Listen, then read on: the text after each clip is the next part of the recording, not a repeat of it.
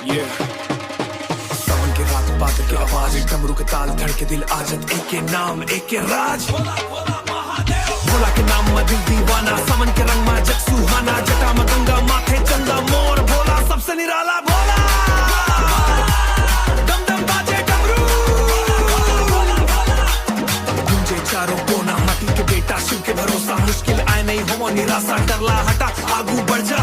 भोला के नाम में जीतला का माथा, ताज शाही ना राजशाही, भोला तोर बस साथ शाही, एक बेल पत्ता एक लोटा पानी, इसके में खुशबू भड़कानी, डमरू बजे बीट बढ़े, शिव के नाम ने फीट चढ़े, सावन आए गाँव जागे, गली गली शिव रंग लगे, गाँव चले रास्ता है भोले के भक्त से रंग मिले, दिल में भक्ति आंख में चमक, शिव के नाम में अलग ही दमकत। हाथ ऊपर ओ शिव, दिल बोले ओ शिव, सब संगवारी ओ शिव, अब ड्रॉप महादेव, भोला के नाम मोए।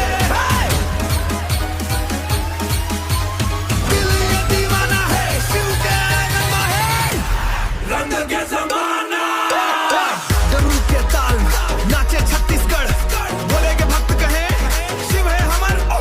तोर नाम लेके सुबह जगाओ, तोर नाम लेके रात बिताओ, जेल दुनिया भाग गई थी तोर चरण में ओला पाओ, कंठ का मतलब मोर मन का वाला दे, गिर जाऊं अगर जिंदगी में हाथ पकड़ के उठिया दे, सावन के सोमवारी शिव के जय जयकारी, गाँव गाँव गूंजे आवाज भोले बाबा रखवारी, डमरू के बीट त्रिशूल के स्टाइल, भोला के नाम में फुल ऑन वाइब, एक के नाम एक के राज।